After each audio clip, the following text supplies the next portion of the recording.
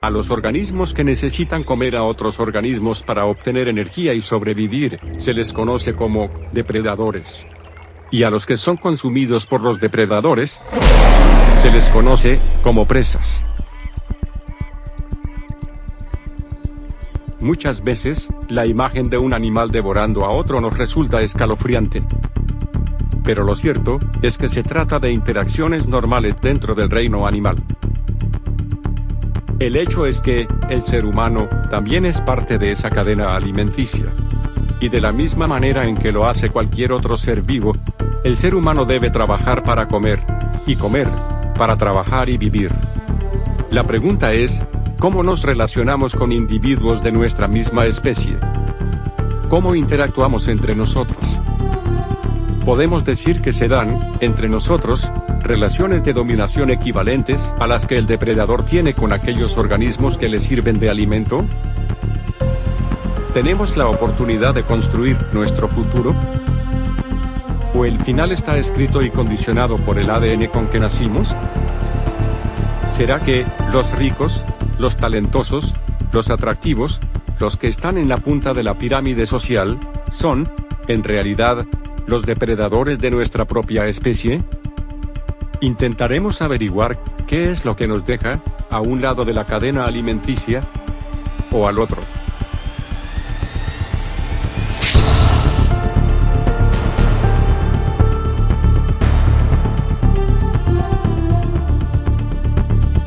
Todos somos, en algún sentido, depredadores, porque todos necesitamos alimentarnos para obtener energía y vivir.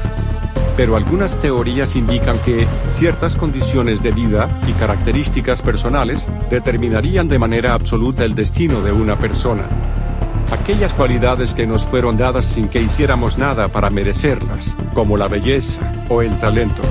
O circunstancias tales como la posición social, las redes de contacto o los estudios, serían condicionantes decisivas en la vida de una persona.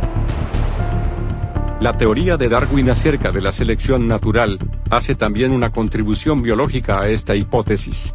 Algunos individuos, según su teoría, serían más aptos que otros para la sobrevivencia. Y la supervivencia de los más fuertes acarrea, por lo tanto, la extinción de los más débiles. En otras palabras, en algún sentido podría decirse que somos depredadores o presas de nacimiento. Los animales que están por debajo de otros en la cadena alimenticia, tienen pocas posibilidades de éxito si se enfrentan a su depredador natural. En ocasiones, también ocurre que un león logra escapar, por ejemplo, de una manada de hienas, o de otro león que lo amenaza. Lo interesante es que el ser humano tiene probabilidades mucho más altas de lograr escapar de situaciones de peligro, de vencer circunstancias adversas, e incluso de superar a otros que son más afortunados que él. Pero esto, solo en la medida en que desarrolle los mecanismos de sobrevivencia adecuados. Acá lo explica el psicólogo canadiense Jordan Peterson. It's impossible to respect yourself until you grow teeth. And if you grow teeth, then you realize that you're somewhat dangerous, or maybe somewhat seriously dangerous, and then you might be more willing to demand that you treat yourself with respect and other people do the same thing. And so that doesn't mean that being cruel is better than not being cruel. What it means is that being able to be cruel and then not being cruel is better than not being able to be cruel. Because in the first case, you're nothing but weak and naive. And in the second case, you're dangerous, but you have it under control.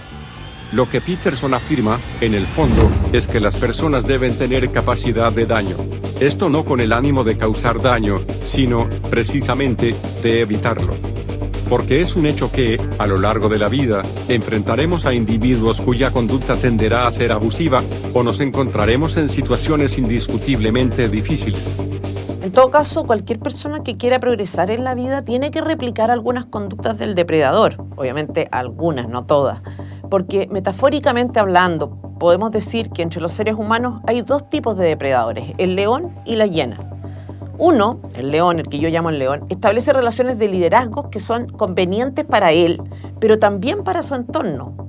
El otro, la hiena, simplemente devora a su víctima, es decir, saca provecho de ella, pero sin darle nada a cambio. Vamos a poner un ejemplo. El creador de un producto comercial que es de buena calidad, que contribuye a mejorar efectivamente la calidad de vida de las personas, obtiene ganancias económicas de su negocio, y esto es absolutamente necesario y bueno desde el punto de vista social. Ese es el que yo llamo un león. El estafador, en cambio, sería la hiena. Es ese que ofrece algo que en realidad es solo un engaño, es solo una mentira premeditada en la que lo único que gana es él. El problema es que las personas tenemos que desarrollar habilidades para distinguir a este tipo de individuos, porque el depredador es tremendamente peligroso, ya sea si es alguien de la propia familia, el jefe, la pareja o un político que está pidiendo nuestro voto. Siempre arrancando Caselli, penal de Klaus. La evidencia histórica, por su parte, avala la tesis de que el ser humano puede, si así lo desea, desperdiciar grandes oportunidades, Caselli se lo perdió. así como también es capaz de superar, muchas veces, una adversidad que parecía invencible.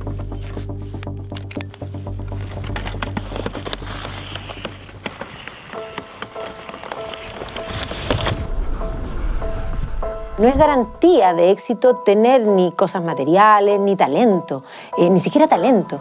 Falta ahí algo que no los llevó a cuajar y por lo mismo los olvidamos, no están en la historia. Aquellos que pudieron haber sido, si uno mira en familias que tenían una situación económica fantástica, de pronto de varios hijos hay uno que destaca o tal vez ninguno. Y por otra parte hay montones de casos al revés, que a mí me parece que son los más destacables, esos por los que nadie habría dado nada. Y sin embargo, fueron todo. Beethoven.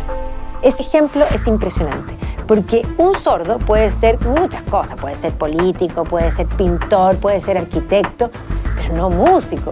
Beethoven se convierte en el músico más increíble que ha tenido la historia. Conceptualiza la música en su cabeza, escucha la música en su interior sin escucharla con el oído, deja de escuchar con el oído físico, pasa a escuchar con el oído que es la mente humana y se convierte en el más grande de todos los grandes. Superación de la tara, esfuerzo, esa es la clave. Sin trabajo no hay éxito. Lo sorprendente es que, aquellas actitudes que podrían lograr cambios significativos en la vida de una persona, dependen de factores que están al alcance de todos, porque tienen que ver con el carácter. Es decir, con aquello que, al menos hasta cierto punto, depende de nosotros. De la misma forma en que lo hace el animal, el depredador humano observa, analiza y conoce perfectamente el terreno en el que se mueve. No improvisa, ni da pasos en falso, porque calcula todos sus movimientos. Y esa es una de las actitudes que le da ventajas por sobre aquellos que no están atentos ante situaciones o individuos peligrosos. La amenaza puede provenir de una pareja con trastorno narcisista, del líder de una secta, de un estafador. Pero es en el ámbito político, donde se concentra el mayor número de depredadores, que se conducen además conforme a un patrón bastante típico. En el fondo lo que hace el político es identificar primero un problema social, un conflicto. Por ejemplo, un activismo típico. Reconoce que muchos homosexuales han sufrido a raíz de su condición. A veces han pasado años escondiéndose, a veces han sido víctimas de bullying. ¿Y qué hace el activista? ¿Qué hace el político? Aproximarse, hablarles de sus problemas, conectar emocionalmente con ellos para conseguir su voto. El depredador, en el fondo, tiene que conocer bien a su víctima, a su presa. Tiene que identificar sus necesidades, sus dolores, porque esa es la única forma que tiene, en el fondo, de manipularla. A nivel humano, el depredador también tiene habilidades de caza. Eso lo distingue. Sin embargo, con algo de atención, podemos reconocerlos. Por ejemplo, suelen ser aduladores. Se muestran afectuosos, empáticos, y nos dicen exactamente lo que queremos oír. Nos ayudan a evadir las verdades que a veces no queremos enfrentar. Pero la regla número 1 de la sobrevivencia y del éxito, es que no hay que dejarse engañar por la tentación de evadir las verdades que son más difíciles de aceptar. Sin ese primer acto de valentía, los individuos permanecen vulnerables y susceptibles a la manipulación del depredador. What cures in therapy is truth. That's the curative. Now, there's exposure to the things you're afraid of and avoiding as well, but I would say that's a form of enacted truth, because if you know there's something you should do by your own set of rules, and you're avoiding it, then you're enacting a lie. you're not telling one, but you're acting one out. It's the same damn thing. So if I can get you to face what it is that you're confronting that you know you shouldn't be avoiding, then what's happening is that we're both partaking in the process of attempting you to act out your deepest truth. And what happens is that improves people's lives. Pero la oferta del depredador humano es, por el contrario, mucho más atractiva y parece mucho más fácil que el deber de asumir la realidad tal y como es. El depredador te adula, simplifica tus problemas, y se presenta a sí mismo como el único capaz de resolverlos.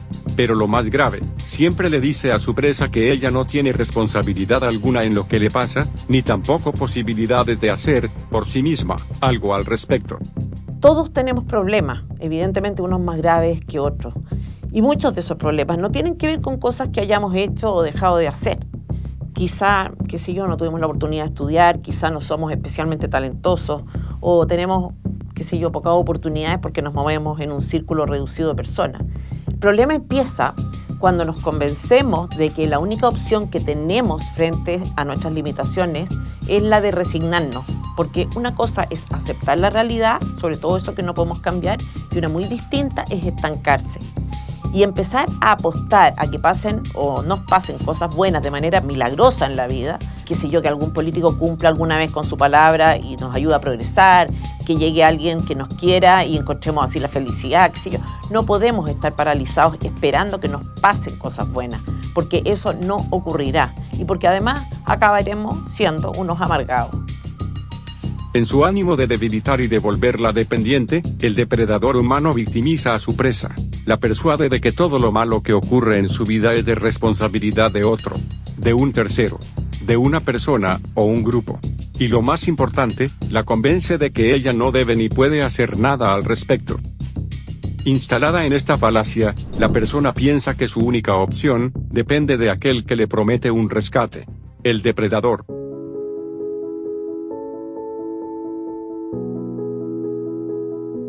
Creo que las personas siempre tienen un sueño o un ideal o les gusta creer, les gusta tener fe en que las cosas pueden mejorar. Y a veces vienen estos políticos a ofrecerte, como hemos visto realmente con Boric, donde te ofrecen un mundo perfecto, un mundo increíble y uno quiere creer que eso puede ser verdad. Las personas obviamente dentro de la desesperación a la que las llevan los problemas, todos tenemos problemas, entonces uno también tiene una cierta cuota de desesperación y de querer solucionar esos problemas. Entonces hay políticos que se valen de eso, se aprovechan de ese miedo, de esa desesperación de las personas, de esa desesperanza para engañar a la gente. Entonces esa es una técnica muy conocida, explotan el malestar de las personas, la desesperanza. Lo que pasa es que como seres humanos, cuando vemos que un político toma su discurso y nos pone a nosotros, a la gente, como centro de su discurso, llega a la gente. ¿Por qué? Porque tocan las necesidades de las personas, tocan el hecho de que la gente no pueda llegar a fin de mes, tocan el hecho de que la gente está a falta de seguridad, que en ese momento se veía menos, ahora es más, tocan el corazón de la gente y efectivamente logran llegar a las personas. ¿Y a ti personalmente qué es lo que más te decepciona de los políticos y por qué? ¿Cuál ha sido tu mayor decepción en política? Yo creo que es su indolencia respecto a los problemas y dolores de sus votantes. Eso es muy, muy impactante. Cualquier persona que tenga un mínimo de empatía, cuando recorre los barrios donde hay problemas de seguridad, de campamento, de toma, de tráfico, de violencia intrafamiliar, se conmueve y trata de arreglar eso. Estos tipos han desarrollado como una suerte de, no sé cómo decirlo, como que una impermeabilización emocional a esos problemas. Entonces tiene una indolencia y una falta de empatía grande. Eso es lo que más me molesta. El político chanta además lo que hace es que le dedica la mayor parte del tiempo y su atención a lo que le preocupa y los tiempos libres a lo que a la gente le preocupa.